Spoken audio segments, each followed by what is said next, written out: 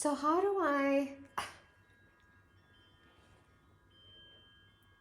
what are some words of advice you would give women and men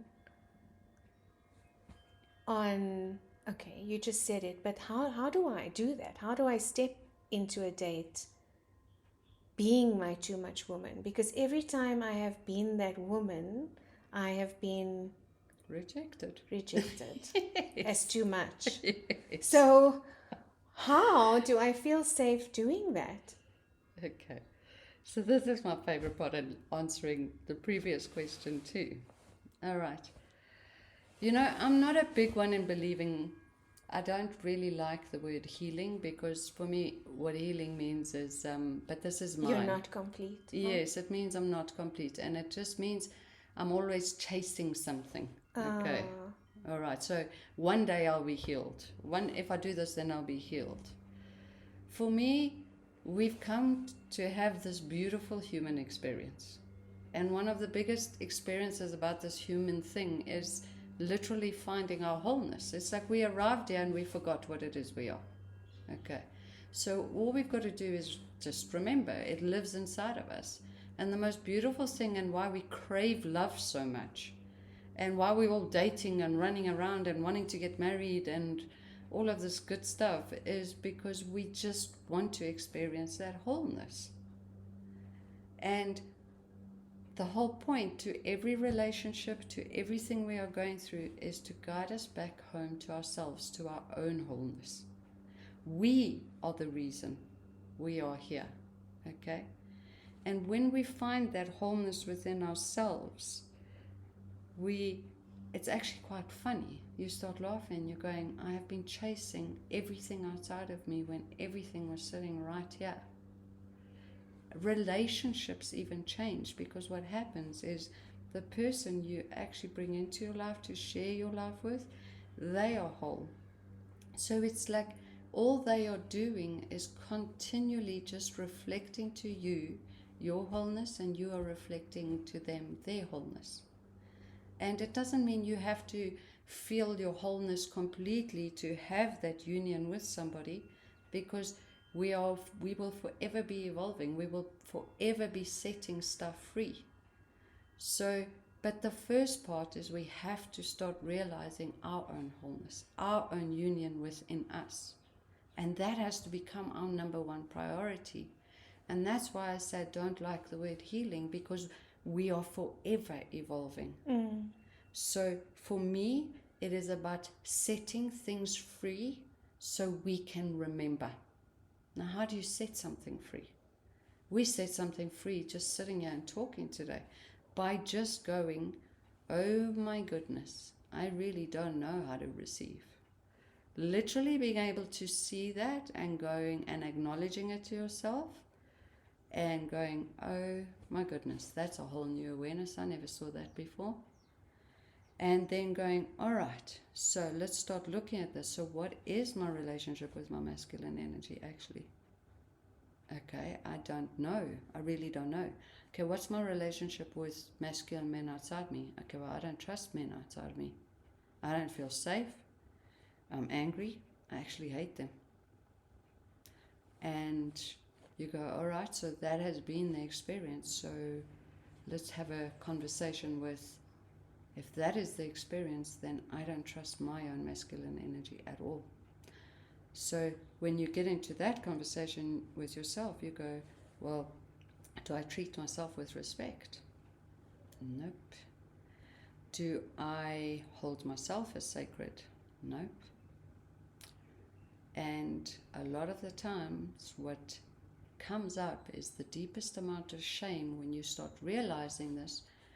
And here's another thing, people are not going to like what I'm saying, but I'm going to use the words. They are harsh, but they are incredibly powerful. A lot of the times we whore ourselves for love. And I just don't just mean sexually. I mean our emotions, our everything. We literally sell ourselves for love. We put away that too much woman and we become all these identities just to be love. And when you start realizing that, you sit with a very deep shame, and sadness for yourself, and you go, oh my goodness, I'm the one that hasn't allowed me. I'm the one that's put myself away. I'm the one running around pretending to be somebody else because I don't actually have any idea who it is I am. And by being able to be that deeply honest with yourself, it's the most magical thing that starts happening. Because when you can admit those truths to yourself and you can actually verbalize them or write them down and be that deeply honest with yourself, you set that shame free. You set those wounds free. You set those belief structures free. Truth sets many things free. But it's a truth that comes from inside that goes, I feel the deepest amount of shame because this is what I've done to myself. By being that honest with yourself and verbalizing it, you set it free. Then all of a sudden, you start feeling different. It's like the most magical experiences start happening inside of you. You start remembering that too much woman. You start remembering the mystical parts of you. You start remembering that you love to move, you love to sing, you love to dance, you love being out in nature.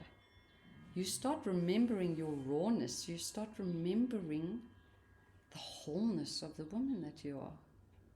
You see, we are whole. We are whole. The only thing that doesn't make us whole are these belief systems that we put in place for that good little girl. And the shame of rejecting ourselves. So how do you set these wounds free? How do you set the shame free?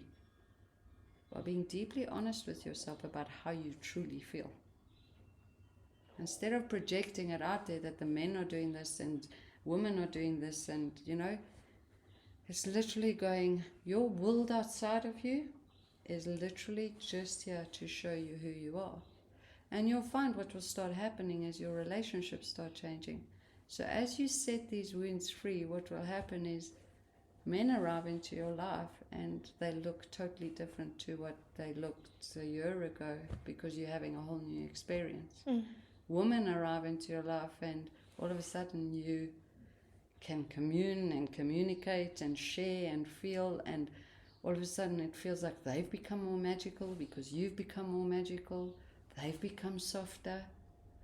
And you start looking at men like walking in a shopping center and you're like, oh, feel all that beautiful masculine energy. Where that man might not have changed at all. A year ago you would have walked past him and you would have thought he's like every other man. Your whole perception, your whole experience of life changes when you find the union within yourself.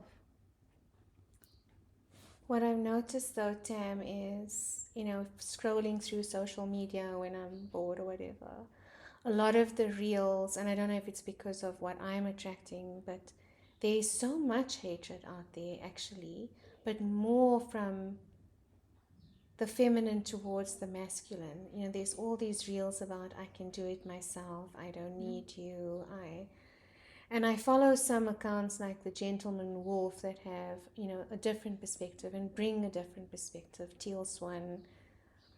But what would you say, and this will be my last question to you, because for our next topic, I really want to go into, besides the mother and the father, what role generational trauma brings, going back in time to the witch trials, really, and patriarchy and where that all comes from. But what we're seeing playing out on the world stage now is almost a dominance of unhealthy masculine energy. What is your view on that?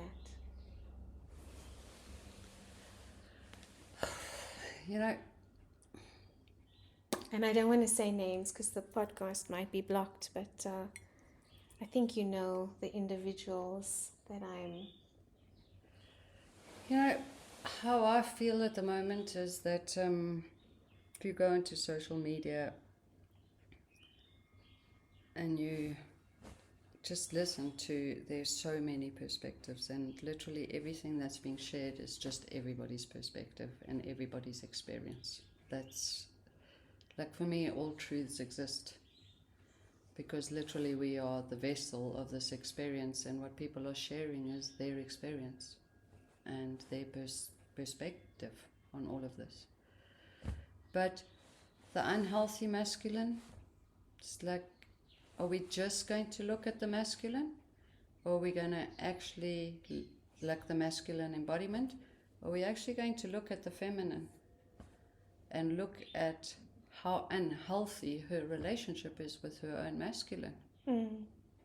You know, so if this is going to be about masculine energy, then my biggest thing right now, if we had to put any focus on anything, then we need to put the focus on the feminine. Because for me, the feminine is the beacon. Okay. The receptacle, like you Yes. so beautifully explained, yeah. She is that vessel. She is the vessel for creation to actually happen, for nourishment, for love, for nurture, for everything to be amplified in this world, okay? But if she is going to sit here pointing at the masculine the whole time, and she doesn't actually do what women do, and what makes us so magical and beautiful and powerful, is literally, we are unconditional love. We are absolute nourishment. We are absolute nurture. Is, women, please go and set free those wounds of anger, hatred, mistrust. Go set free all of that inside of you. Become whole inside of you. Bring divine union inside of you. Be that vessel, be that beacon that the masculine actually can see. And give him reason and give him purpose to set free all his distrust, all his wounding. Be the reason he wants to actually set all of that free. So I guess that's my perspective on the feminine and holding my own feminine embodiment, because I'm deeply grateful. With us. It does start with us. And feminine energy, there is a deep strength and softness. There is nothing more beautiful than being able to love and create, and it's the most incredible gift, being in this embodiment. So if we are that beacon, then, and we are that vessel, then let's be that too much woman. Let's be that magical, mystical woman. Let's be that for our sons. Let's be that for our partners. Let's be all of that. By playing small, we are denying creation itself. We are denying life itself. So for me, it sits with us, feminine woman, being all we are, to give reason. It's beautiful.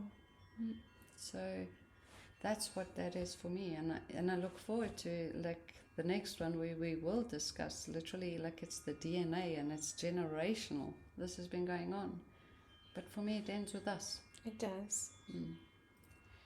Thank you so much for your time today. If our listeners want to get hold of you in any way, how do they do that? Well, my business, I've got a website, and I've called it Sacred Intimacy Secrets. And yeah, you can go onto the website and get hold of me through that.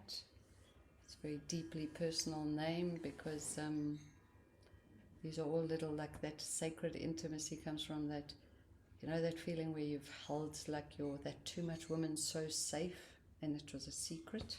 And it's about setting all of that free. So that's beautiful. Thank you for joining me today for my first podcast. I really loved it. It was amazing. Thank you. And I learned so much about myself as well. And we will forever be doing that, which is so exciting. Which is amazing. Yes. And for the listeners that have tuned in Please feel free to share your comments with us and your views and your thoughts on what we spoke about today. Thank you for joining, and see you on the next one.